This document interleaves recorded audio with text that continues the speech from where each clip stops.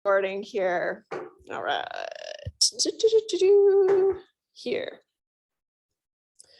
Just a smidge of review. We talked about how do we calculate the slope, how do we calculate the intercept, right, given some information. And today I just want to kind of show you some output, talk about the output and what we can do with it and what we do with it. But for some review, and I posted an assignment, oh, it's too messy, even for me, called Simple Linear Regression, not to be too confusing because simple just means that you have one X. So one explanatory variable.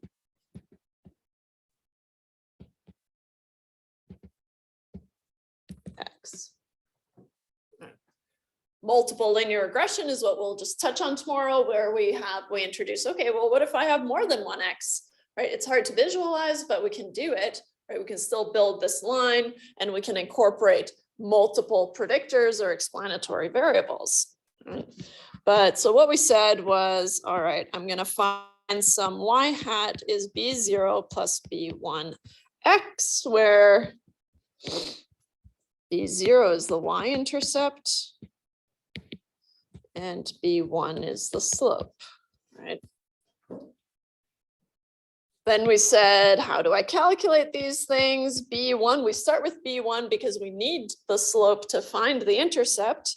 And so we're going to use SY over SX times R, where the R is the correlation. And then B0 is going to be Y bar minus B1 times X bar. And maybe I'll use a different color. Right, we need to find B1 first, because then I use it in finding the intercept. We did things like interpreting the slope, interpret the intercept. We talked about R squared, right? And then I think I said it verbally, where I could kind of rephrase a question and give you the correlation through the R squared. So I just want to write that down just so we have it recorded. Okay. So we're often given the correlation R, right, which is this R here. Right. In fact, we're given all those components, right? If we're doing it by hand, you'd have all those components. I think I kept one question on the assignment just to kind of work with summations and stuff like that to find the correlation, but the formula is on the formula sheet. It's really just for kind of flexing your math muscles. So we're often just given the correlation. The correlation is this, okay? Alternatively, and what I just kind of said as we were ending yesterday, so it's not really fair, or alternatively.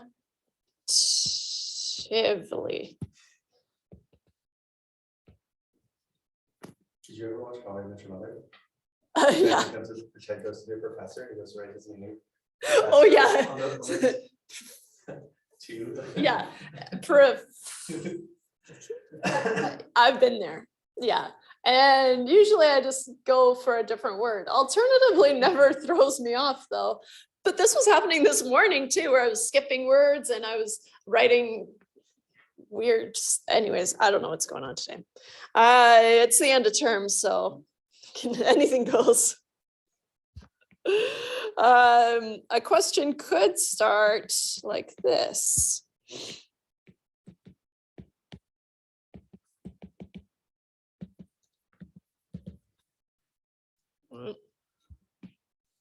We might say that 84% of, there I go again, of the variability in Y is explained by the least squares regression line. on X by the least squares regression line.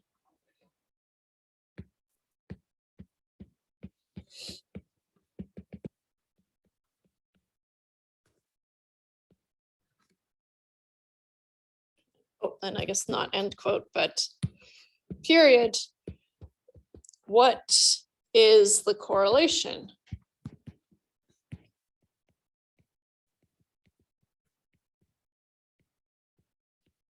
That seems like a scary question, right? But I want you to have that trigger. So some percentage of the variability, right? We're just going to think, okay, that is going to be R squared. You can confirm, right?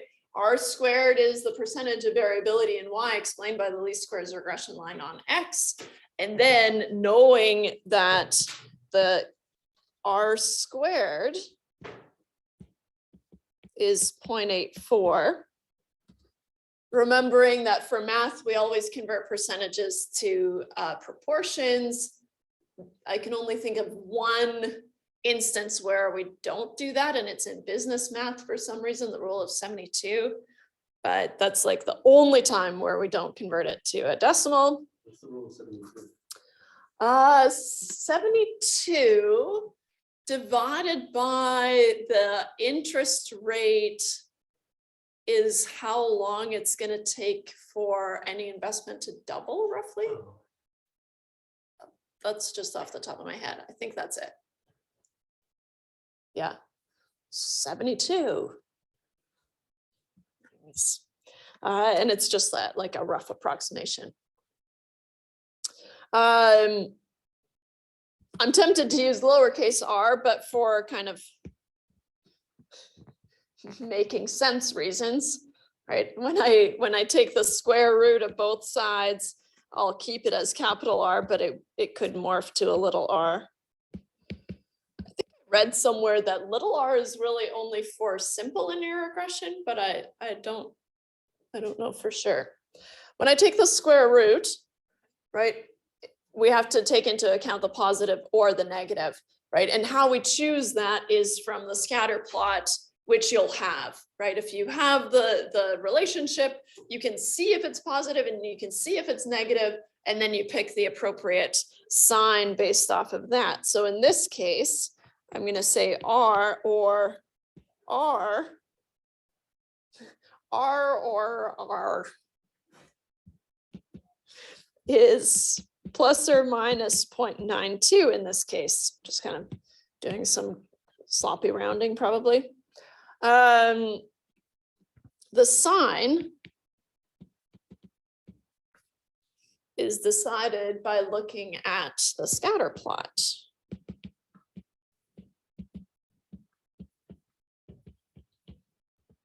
By looking at the scatter plot.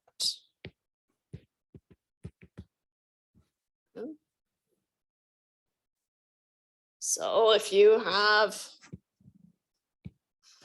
some sort of relationship, and especially with a correlation of 0.92, it'll be very obvious, right? Because all those points are going to be very close to the line. So if it's positive, then the R is 0.92 that you'll use in your future calculations. And if it's negative, then you use R as negative 0.92.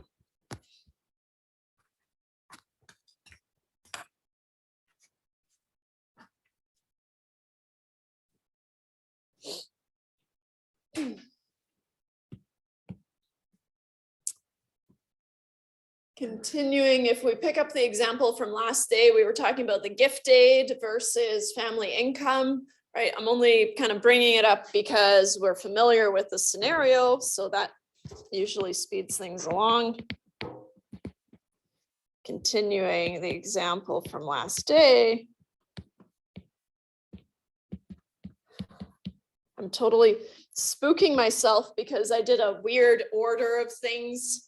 I went this morning because I just kind of followed my heart, and it ended up being from 8.2 to 8.4 to 8.3 to 8.2. So I'm going to try not to do that again, but it's just kind of how I I don't know, think about things, I guess. If we grab this scatter plot, can move this all, oh, maybe not that, it's fine. Usually the first thing we have to do, and that we didn't really practice last day, is we have to describe the relationship. And so here we have a moderately strong.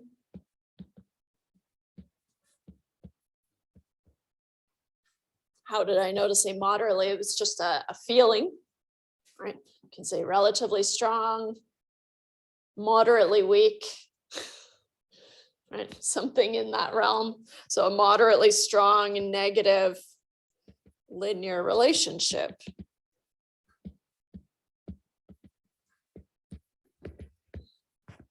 Here, right, we see that it's negative, and so if I was given the r squared, which we calculated last day, you could kind of unravel it, but you'd have to tack on that negative.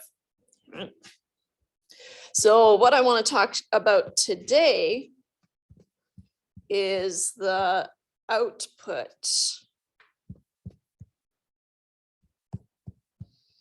Okay. Gonna try to stick to the script, Emily. Go rogue. Oh, you want to come along for that ride? 8.2, 8.4, 8.3, 8.2. You know what? Careful what you wish for. It's what comes naturally to me. Yeah. Absolutely. There's no denying that. There's no denying that.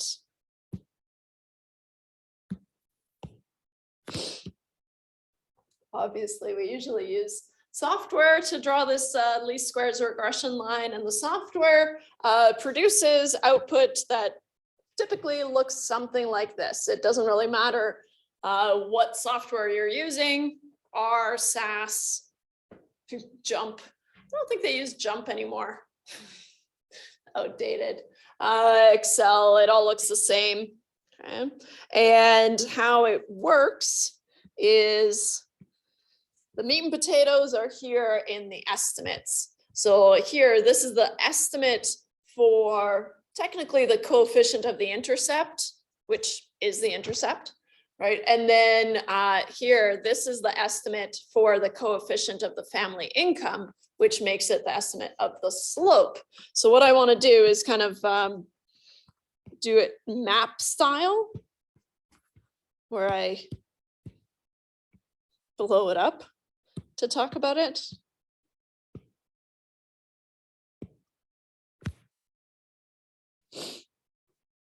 Okay. So here, my x variable is always going to go below the intercept. Okay. And so the intercept is going to be the intercept. That's all fine. But what happens is, so this is going to be the estimate for the intercept, which is your B0.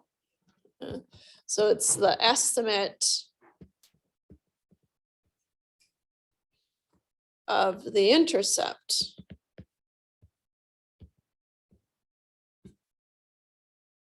Technically the coefficient of the intercept, but that's okay. Sometimes this will say coefficient instead, but they behave the same way. This is your B1, which is the estimate of the slope.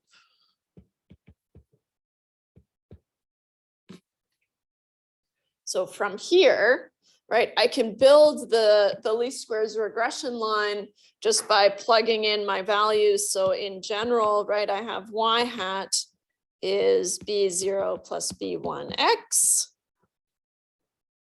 which using, if you can't remember what your y is, you can always refer to your scatter plot. The one on the y-axis is your y. So the gift aid, the predicted gift aid is what? The gift aid, this is going to find the same regression line that we found last day. is 24,319.3 minus, because it's negative 0.0431 times the family income.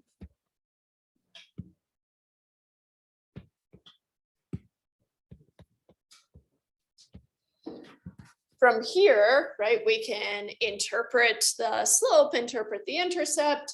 We can predict future values of gift aid, right? But one thing that we need to remember is that this equation here, just like before, this is based off of our sample, right? So this is an estimate of the population relationship, right? Which is based off of betas. And so here I'll say B0 and B1 are point estimates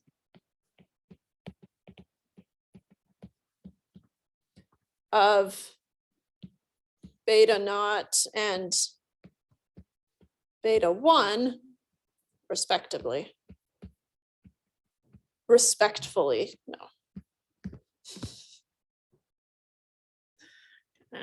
So really what we're trying to estimate is y equals beta naught plus beta 1 x. And I'm going to drop that error term because it just gets confusing. I'll let someone else teach you that theory. Enough theory.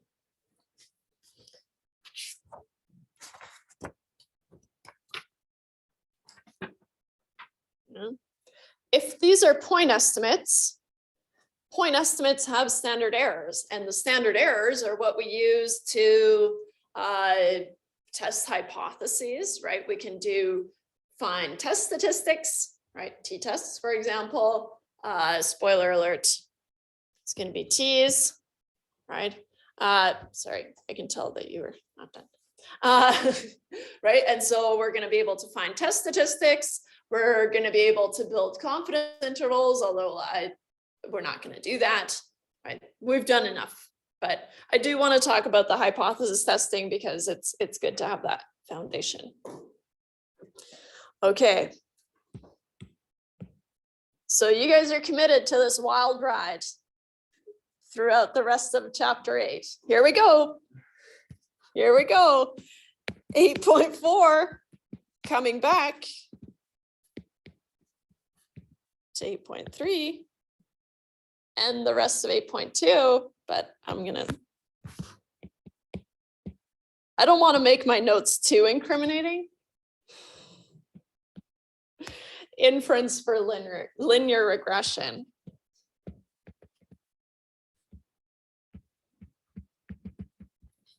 I guess this is useful for people who actually read the textbook.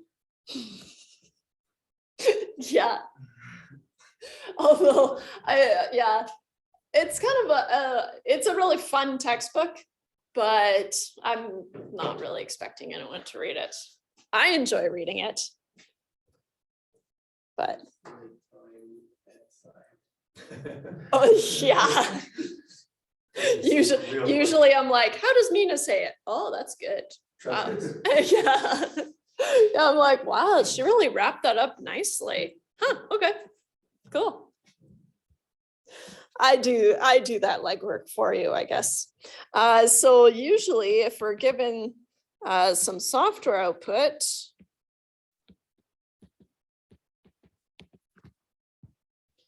and I'm gonna steal this same software output cropped up.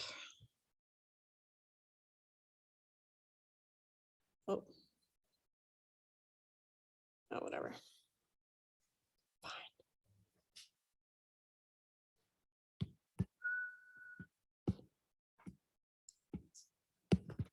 So if we have the software output, right, really what we have are the point estimates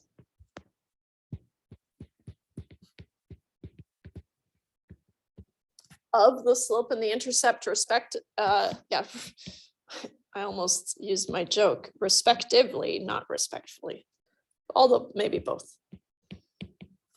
We're also given the standard error of the point estimate. And that allows us to do a lot of stuff. We're also given the t, so it's not something that we would calculate, but the t is going to be the point estimate minus 0. Say why in a second here. Over the standard error of the point estimate. This is the same setup that we've seen many times before, right? Especially for two sample proportions. We saw a difference of 0 or a distance from 0, right? Matched pairs, two sample means, right? We've seen this difference from 0 before. And then here, this is going to be the p-value associated with this t. Now, in the simple linear regression, it's fine. You have n minus 2 degrees of freedom because you are estimating two things. You take those away. But there's a reason that they kind of just give you the degrees of freedom in the textbook. They're like, and here you go. There it is. Done. Yeah. All right. So what we're testing, right, when we have these t's and the p-values, really what we're testing is how far are these point estimates from 0? Now, usually, I mean, you can talk about the intercept, but the intercept is really just an anchor for your line, right? Usually it's just somewhere where it crosses the y-axis. So it's not really important. And so for us, we're always going to have an intercept. There are models that are interceptless, but that's not for us to worry about. There I go. Oh yeah, we'll let someone else deal with that. It is possible, but for us, there's no reason to. And so really what we're focusing on is the slope, right? Is the slope significantly different from 0? Right, a slope of 0 is just a horizontal line. And what does that mean? It means that there's no relationship between x and y, right? And so we want to test whether the slope is significantly different from 0.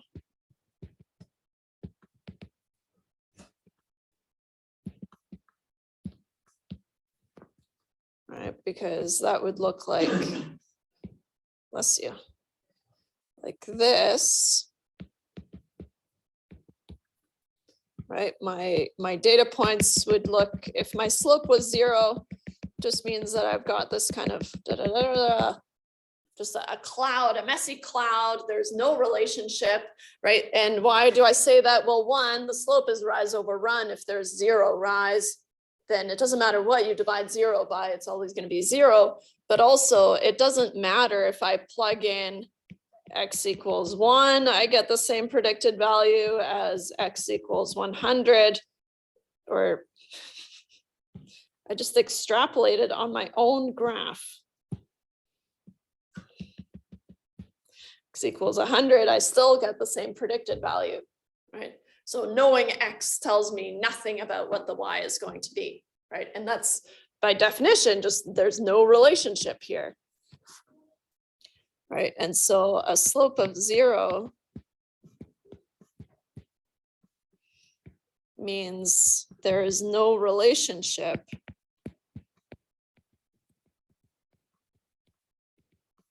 between x and y. So really what we're saying is, okay, if the slope is significantly different from 0, then there is some sort of relationship here. So what we're going to test is we're going to do a hypothesis test, but doing the test and finding the p-value have already been done for us. So we just need the hypotheses and the conclusion. I'll do the other 2 steps just for completeness sake, but Quick question for you. hit me. the T, calculating the T. When I plug in numbers, I don't get the same notebook. This minus 0 divided by this. Yeah. How far off is it? Is it a rounding thing? I didn't do it for that one. I didn't even try it. Negative 0.0431 divided by 0.0108. Oh, 399. Yeah, probably just a rounding thing. So because the software keeps all these decimal places but doesn't show them, they're not going to match up exactly, but that's why they're given. Yeah. Never mind. I can type in my calculator. That is actually a relief because I was worried something was going on. So we're going to state the hypotheses. My null hypothesis in this case will always be that beta 1 is equal to 0. We always hypothesize about the population. Right? And so here we can say that the slope is not significantly different from 0. And we usually do a two-sided test, right? It's either 0 or not 0, right? And then the context can tell you if it's positive or negative. We technically shouldn't make that leap without doing a one-sided test, but we do anyways.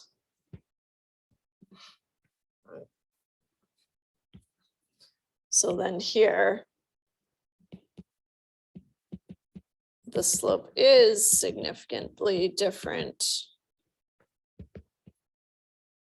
from 0. Which means,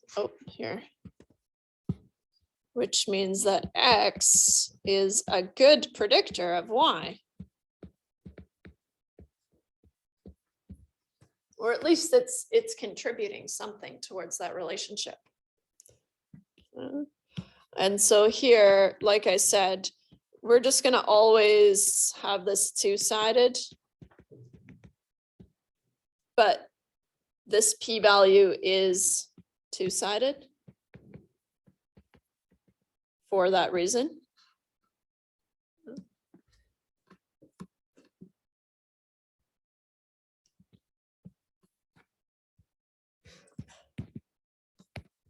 Step 2, do the test.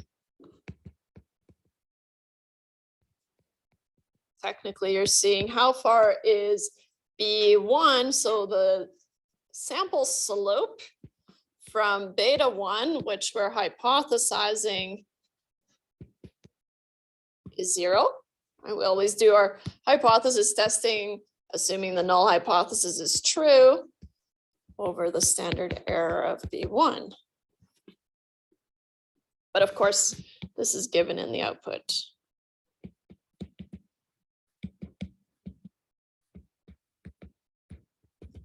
Technically, it's still done, but you could skip that step and be totally fine.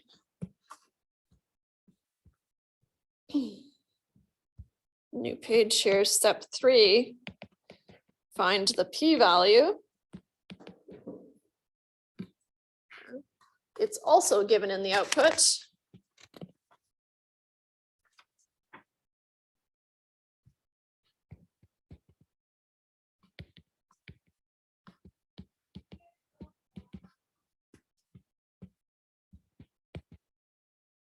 So the moneymaker is the conclusion.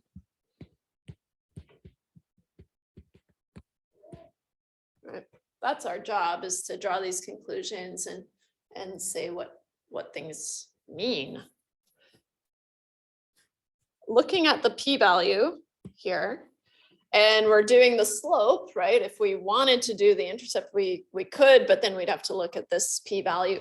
Even if the intercept is not significant, and significant just means less than 0.05, right? So if it's not significant, then you would still keep the intercept. It's just there, right? But when we see multiple regression, we might be removing some of these predictors if they're not contributing to the model.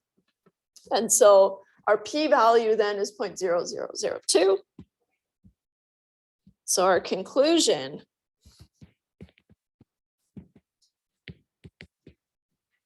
since the p-value of I think it was 3 zeros, but I'm not gonna, no, I will, 1, 2.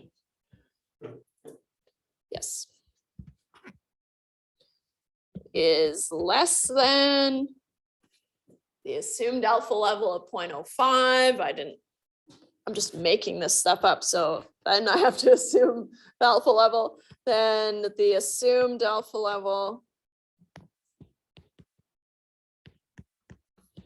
of 0.05, we have enough evidence to reject H naught.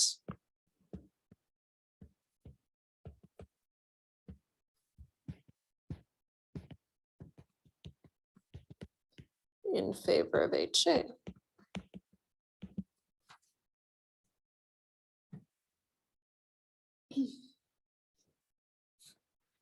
Therefore,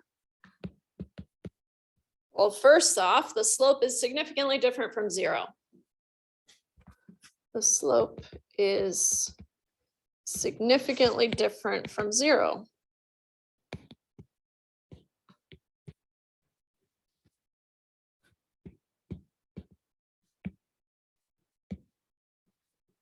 Which means what? That family income is a good predictor of the amount of gift aid.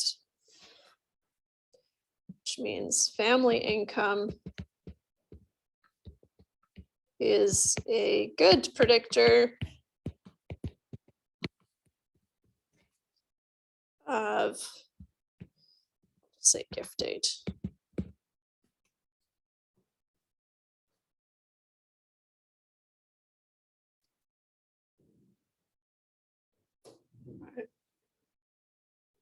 Nice.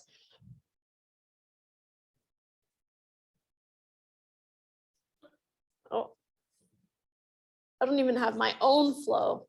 Sorry, it's going to be 8.2, 8.4, 8.2, 8.3. Mea culpa. Good.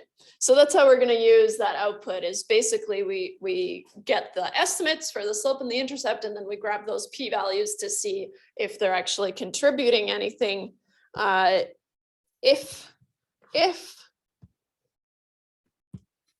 this was not significant, right? If it was 0.1 or something, then should we be talking about this model?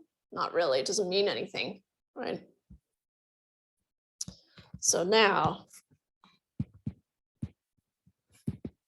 back to section 8.2.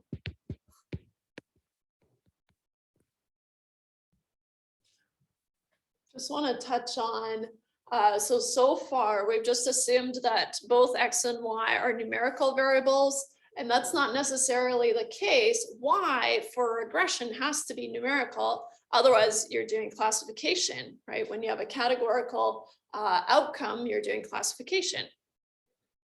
But for us, for regression, then we always have a numerical response, but we don't always have a numerical explanatory variable. We could have a categorical variable. So I just want you to see that just briefly. So far, both X and Y have been numerical variables.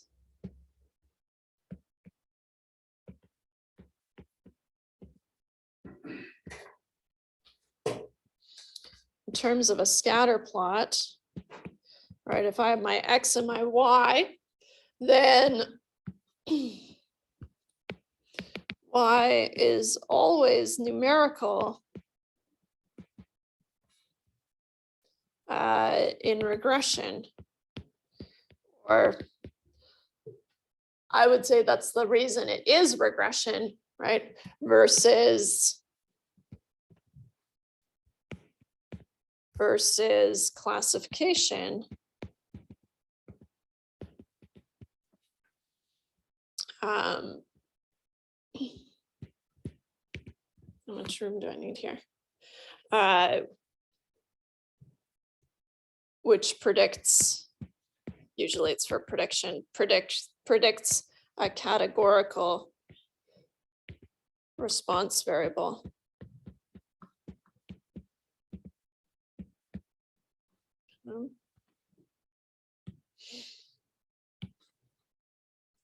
The X, right? The explanatory variable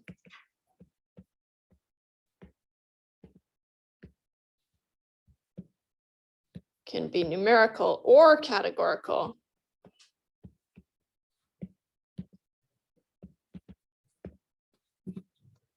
And if it's categorical, then it's often binary.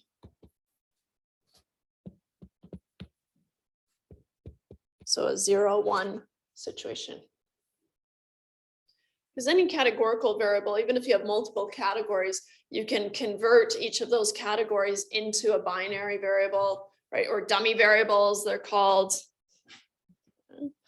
So a binary variable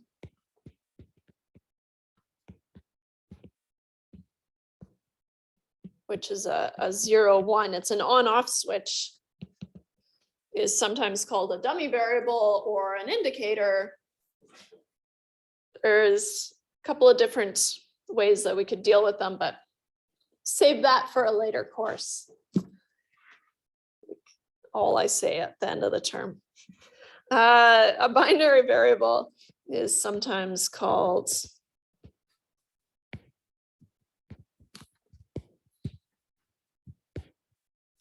a dummy variable or indicator.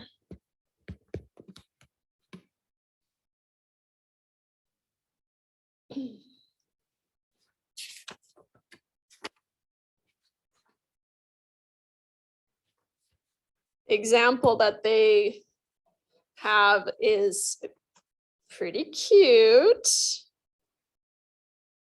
Oh, extrapolation is treacherous. Right. Glad we got to the bottom of that.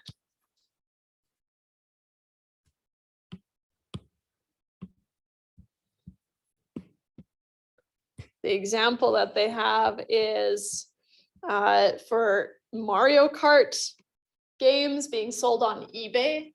Is eBay still a thing? You can still shop on eBay. Kind of fun. Anyways, she's had this example in there for a long time, so. The Mario Kart? Yeah. Yeah, it's pretty solid example. It's like, I wonder where it came from. Probably open intro. I haven't seen this example somewhere else, but oh, yeah, actually I typed it up for like supplementary material one time. Maybe that's where it came from. Ha. It is a cute example though. So you've got the total price that these games sold for, and then all we're interested in is whether it was used or whether it was new. So we've coded the used ones as a 0 and then the new games as a 1. And so now we've got this binary categorical variable. What's kind of fun about two categories is you'll always be able to fit a straight line, right? And so the linearity condition is always satisfied. But what we need to pay attention to, or would need to pay attention to if we were doing it, which I have no intentions of doing, we would need to check that the residuals in each category are approximately normal around here. You need to have constant variance around where you're putting this line, right? And so just a couple of things, but we tend to look at them individually just because both of them have to be satisfied. But we're just gonna go right ahead and use and abuse it. We're even given the least squares regression equation.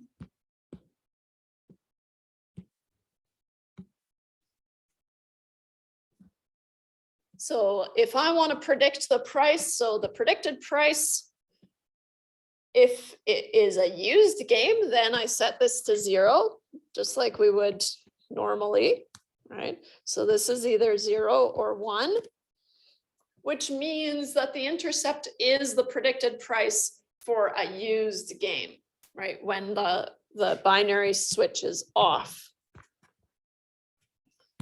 So if we let X be 0, then the predicted price is 42.87 plus 10.90 times 0, which means that 42.87 is the predicted price of a used game.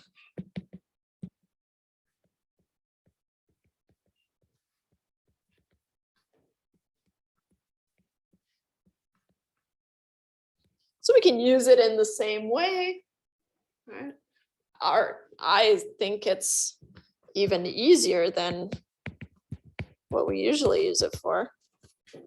If I let X be 1, then I'm talking about a new game, right?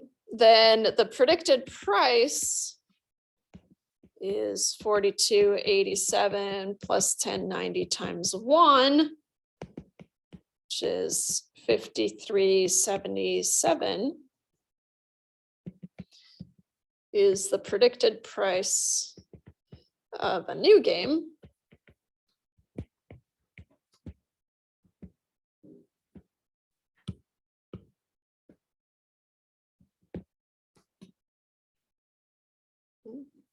Which also means that the slope is the difference in prices between a used and a new game. So the slope, which in this case is B1 equal to 10.90, is the increase in value of a new game versus a used game.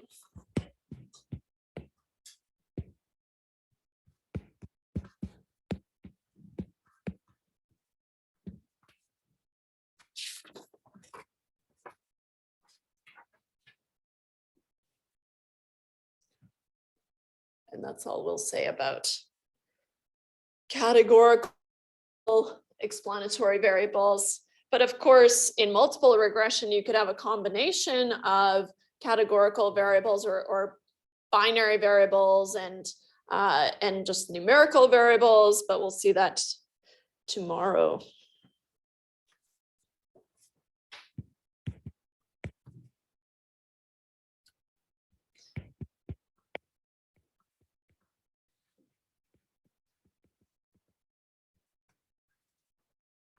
Moving on, going back to 8.3. Types of outliers in linear regression.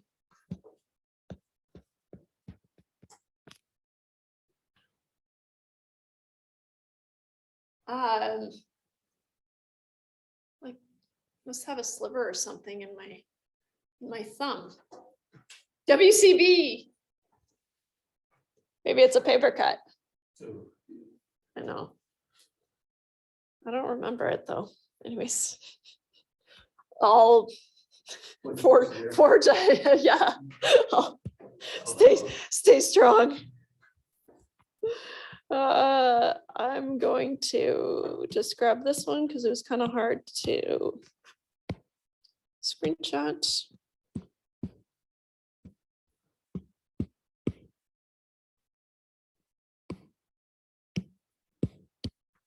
There. If we look at these different scatter plots, what we have below here, so these are the corresponding residual plots.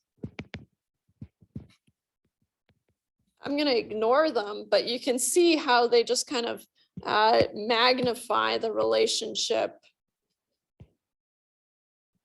in the original scatter plot. So we're just going to focus on these top scatter plots. There's lots of different scenarios, and each one of them has at least one outlier. And so one of the concerns is if we have an outlier, so here I'll just highlight where they all are.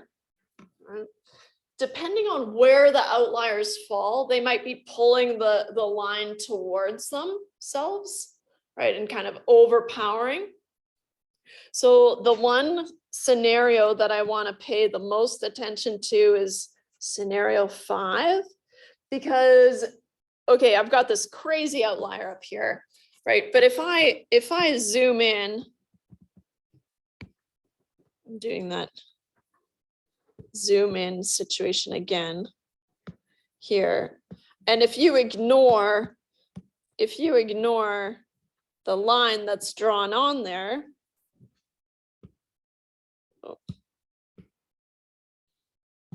this relationship, you could draw a line this way, you could draw a line this way, you could draw a line, slope of 0, right? There's no real relationship going on here, right? The only reason that you have this pretty strong line, right, saying, hey, there's a huge slope going on here. It's definitely different from 0. The only reason you have that is because of this outlier.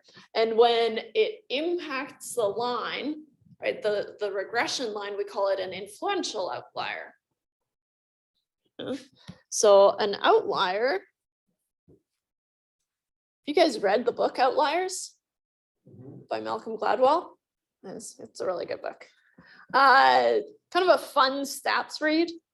All of his books are usually pretty stats heavy. What was that? I think I listened to the audio.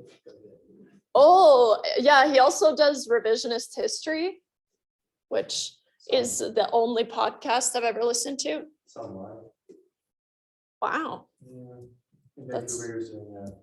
cool. Jelly. It's interesting. He's got a very distinct way of talking. And yeah,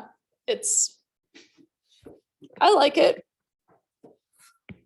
I haven't read all his books, but I've read quite a few. And you can like, if you know how he talks, then the books read just like it. And I can never remember, I think Outliers does a comparison of kind of really successful people versus people from very similar scenarios and why they were not successful. Yeah. Yeah. 10,000 hours. I think. Yeah, Talks about one of that the in like numbers. main theme, but also, opportunity, whatever. But yeah, the 10,000 hours. Anyways, I digress. No, I regress. So an outlier is influential if removing the point or points potentially changes the regression equation significantly. Now, as far as I know, well, as far as I remember, there's no real hypothesis test that we would say, oh, I removed it, so now what's the difference in these things? Because I don't know how we would find the standard error. I'm sure it exists. I'm sure someone's come up with something, but if they haven't, then it's probably not useful. But anyways, so when I say significantly different, it's just a matter of following your heart. That's statistics. I use that in my next job too.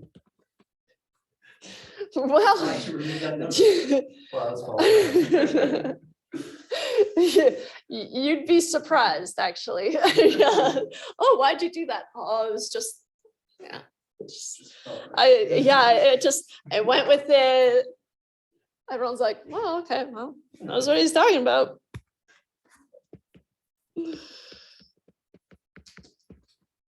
Yeah, it's one of those, you want to have a hard line, but it's all scenario based, right? So an outlier is influential if removing the point or points changes the regression equation,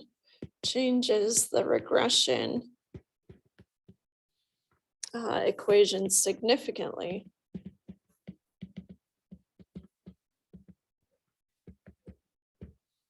And that significantly is where you follow your heart. Not in a hypothesis test. So usually significance comes from hypothesis testing, right? But in this case, no.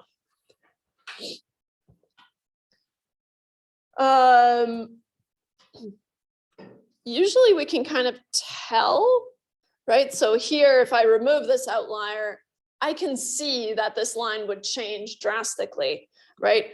A line like the first one here, it doesn't seem to be influenced by this outlier, right?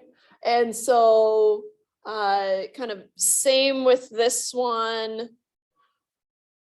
These 3 and 4, the line is moved ever so slightly towards them, but not, not terrible. And so just, yeah, usually I take it out. Sorry, I fit the line, take it out, fit the line again, look at the results. And then as long as you remember that you want to keep as much data as possible, right? And so that's your main goal, is to keep all the data that you can. So if it doesn't influence your line, then you should keep it in there, right? It's an interesting result. If you have something like this, where there's kind of a separate cluster, then maybe it makes more sense to analyze these two groups separately, right? And not together. Question for you, and you can Yes. blame Brian for this question. Happy to. Wouldn't the example 5 be considered high leverage? Do we get into that, high leverage and Yeah. low leverage? Yeah. So maybe I'll skip right there, but so the leverage, just like in physics, if you have points that are not extreme horizontally, then they're usually not high leverage, right? Because there's not a lot that you can do here, right? Even if it's like up here, but if it's out horizontally, so it depends on where it is horizontally, then it can really kind of pull the line, and then we call it high leverage. So how do I summarize what all I just said, all the words? If we find our scatter plot has outliers,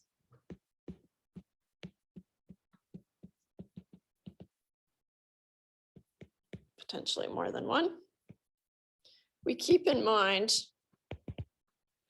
that we want to keep as much data as possible. That's always going to be our goal. That we want to keep in mind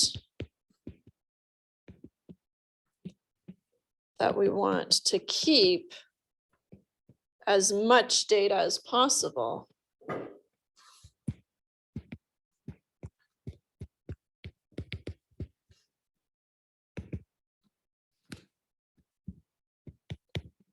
But in terms of figuring out if I'm going to remove points or not, right, I better have a good reason. And definitely if it influences our line hugely, then yeah, that is a good reason to remove them or analyze them separately. So we're going to fit the line with the outliers, potentially more than one. Technically, I would say I would remove them one at a time, right? Unless it's obvious that they all need to come out, but that's probably me going overkill here.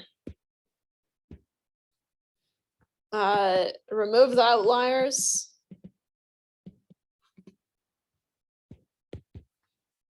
Fit the line again.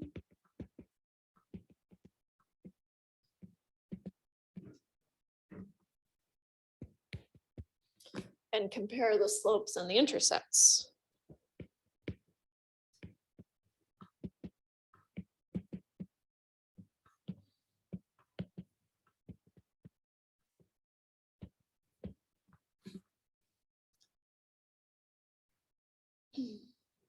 If the slope and or the intercept, usually it's both, right?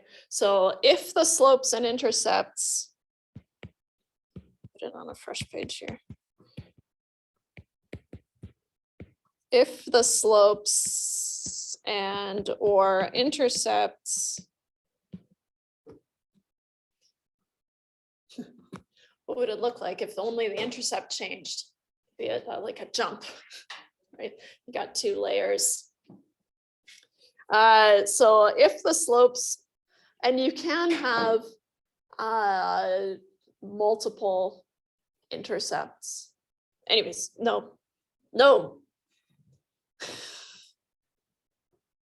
If the slopes and or intercepts change drastically,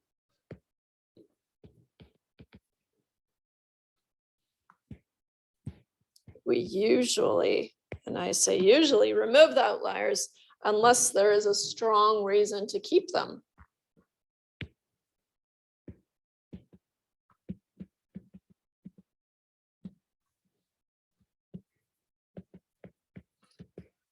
Unless there is a strong reason to keep them. That's where you talk to your client.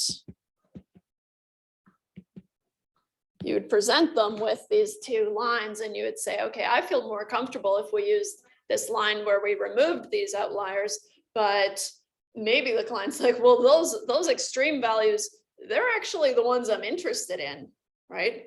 Those kind of high earning portfolios, for example, right? I want to try to predict those. I don't want to be under predicting those, for example, right? That's important to me. So then you might keep them. So that would be a strong reason to keep them, but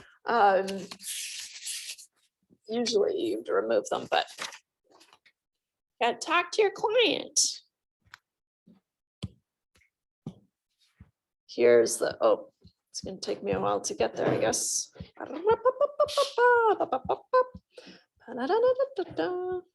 Leverage.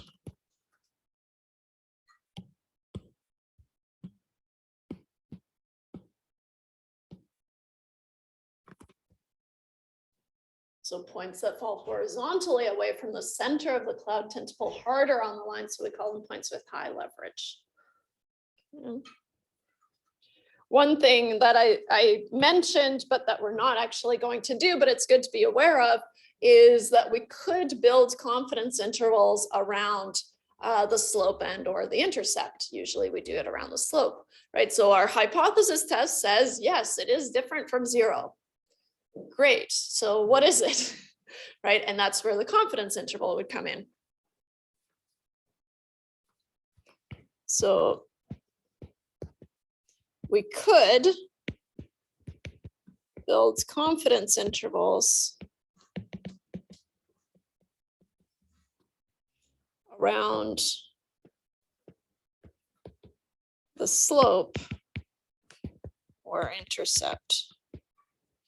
Like I said, we kind of just accept the intercept for what it is, but depends on the scenario, I guess.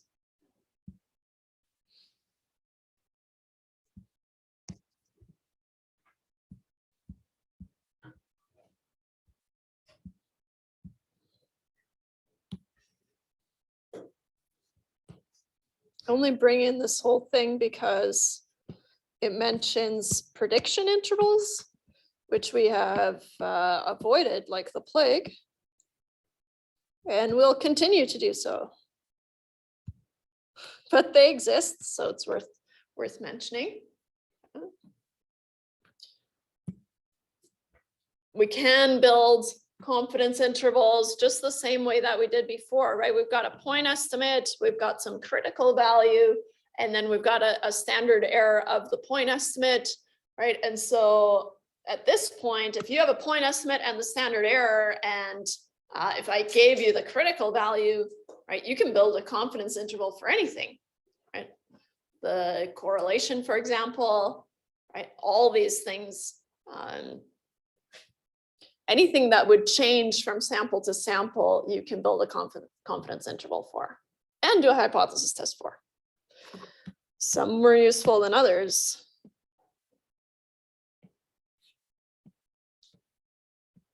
So this you would get from output T star with some degrees of freedom, a secret degrees of freedom. She refuses to say, and that's fine, right? I would just give it to you, but I'm not making you do it. So I'm definitely not giving it to you. But I did want to highlight that there are confidence intervals.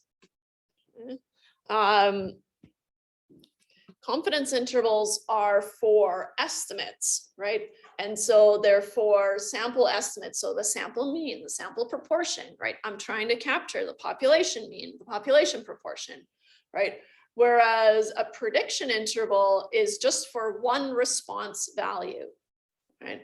And so prediction intervals are their own thing. And even the textbook says, hey, if you're interested in this, you can read this extra online supplementary material that we've hidden somewhere.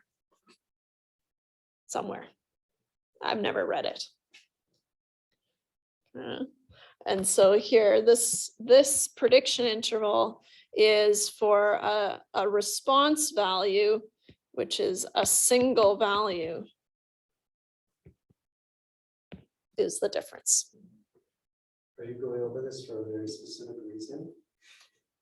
Just covering my bases. What is this called? Okay. No, I just, I'll do something with the p-values, right? Like, is the slope significant? Is this is X a significant predictor of Y? But that's, So we aren't seeing this on our exam. nah, you guys can sit back, relax, enjoy the ride. In fact, I've only got one little example that I wanted to do. And I tried to pick one where I don't need to explain the data so much. And when I do that, it's going to be something basic like height and weight. But that's okay, just for practice. Oh, put it on a fresh page here. All right, so body measurements, move this over a bit. We're given the scatter plot and the least squares regression output here, and it shows the relationship between weight measured in kilograms and height measured in centimeters of 507 physically active individuals. First thing we're going to do, surprise, surprise, is describe this relationship. Can do, can do.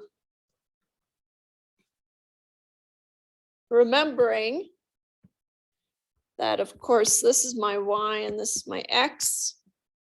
Yeah. Describe the relationship. Gonna look at this. I see a pattern. It's pretty distinct. I'm gonna say it's moderately strong. Positive linear relationship, right? Linear because there's no other shape that I would use to describe this, right?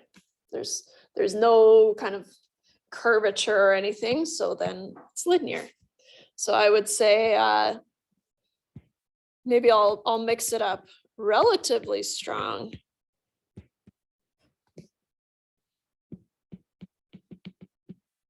Positive linear relationship.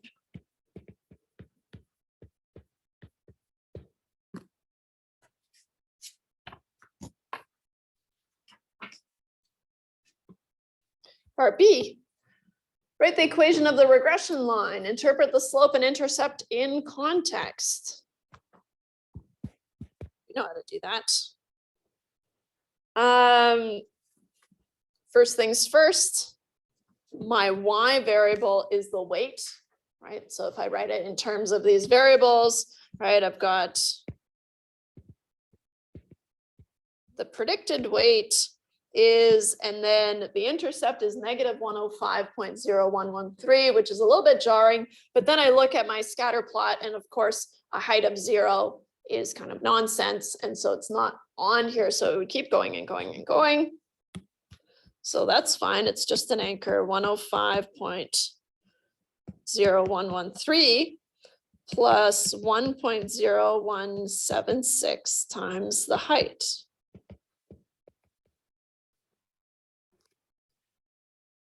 I'll start with the slope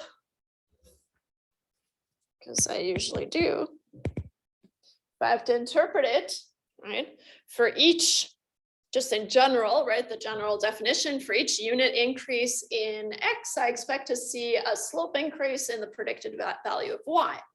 Now, because it's height and weight, I can kind of rephrase it a little bit as I'm kind of comfortable with this concept of as the height increases by 1 centimeter, right? So each unit increase. So as the height increases by 1 centimeter, we expect to see a 1.0176 increase in the predicted weight. So you can kind of go rogue if you want to, as long as you're touching on the unit increases in X. So for each unit increase, which is going to be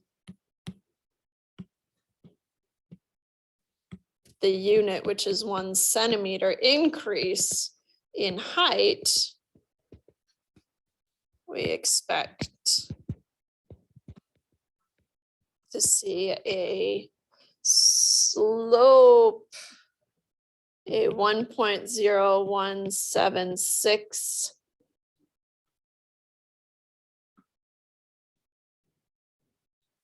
I guess kilo increase, right? Whatever the unit of Y is, increase in the predicted weight.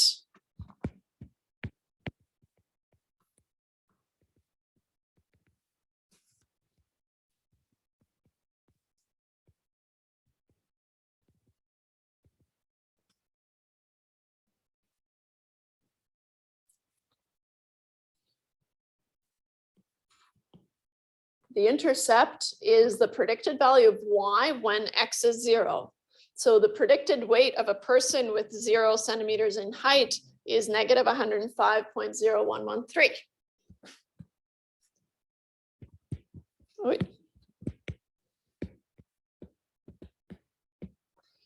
The predicted weight of a person 0 centimeters tall is negative 105.0113 kilos. So heavy, but negative. Usually I would follow this up with, is this meaningful? No, it's not meaningful unless you think that it's reasonable to say that a height of 0, we need to know what that is, but also just kind of looking at the scatter plot. Usually if 0 is not in this range, then it's not really that meaningful. It's not going to happen, or it's unlikely to happen. So the intercept, just kind of as a follow-up, the intercept is not meaningful. We still use it. That doesn't mean we ditch it, but the intercept is not meaningful since a height of 0 centimeters does not exist.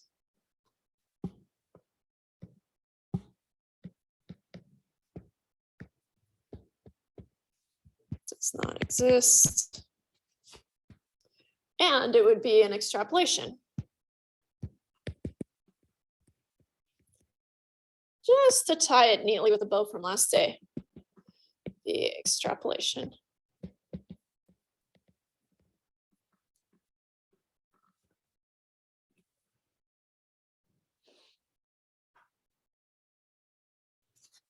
Well, it had to happen once this term where I go quicker with you guys than the morning one. Today's the day. First time, all term. We can just finish it. It's like, One of the last class where we learn new material. yes. So the more we do today, the less we have to do tomorrow. Feels good, right? Do the data, so that's why I'm going to keep going. Do the data provide strong evidence that an increase in height is associated with an increase in weight, right? So height is our X. Is it associated with an increase in weight? State the null and alternative hypotheses, report the p-value, and state your conclusion. Fair enough. height is the one that we're interested in, right? Has a p-value of approximately 0. So that's the one that we're going to use. So C is asking, we're going to state our hypothesis, which is B1 is 0, right? No association between X and Y. HA is that B1 is not 0, right? So there is some association between X and Y, height and weight in this case. And the p-value is approximately 0 from the output.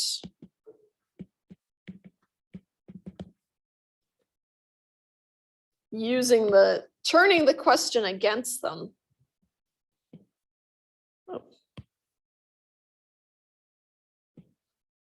I'm going to reword the question as an answer.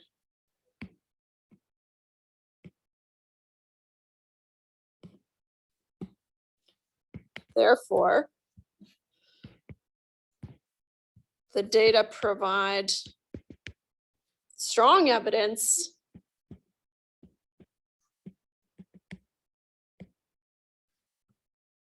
Whoa.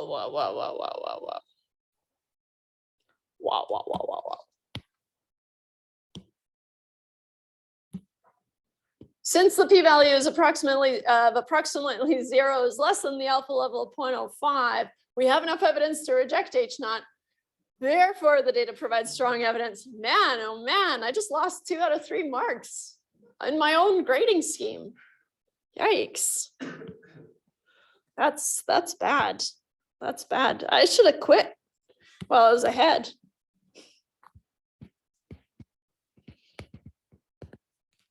I needed to work those kinks out tomorrow morning with the morning section.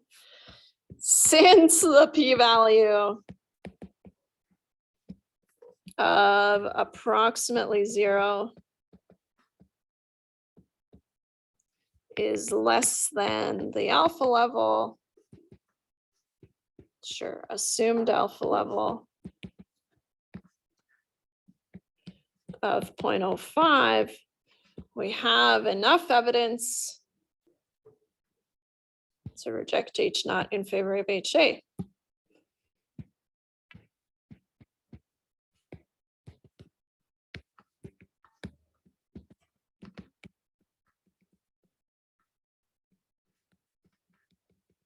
Hopefully you can kind of rattle that off or rattle those off in your sleep by now.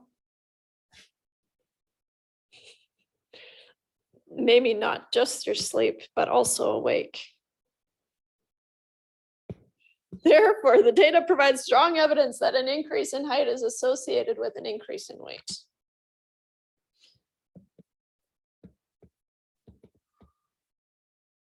An increase in height is associated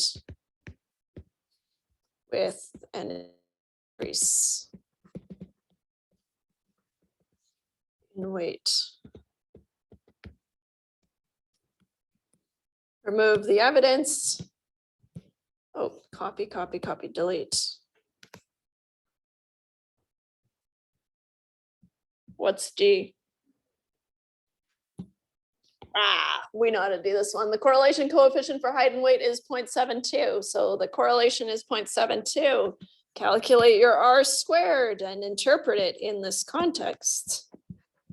Okay.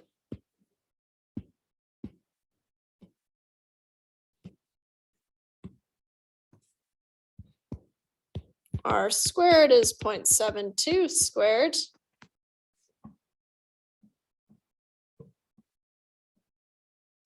.51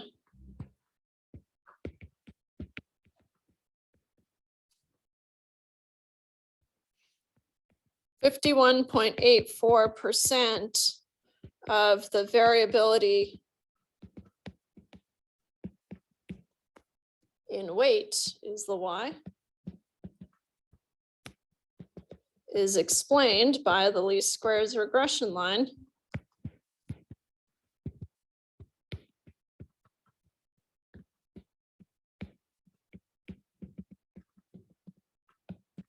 on height.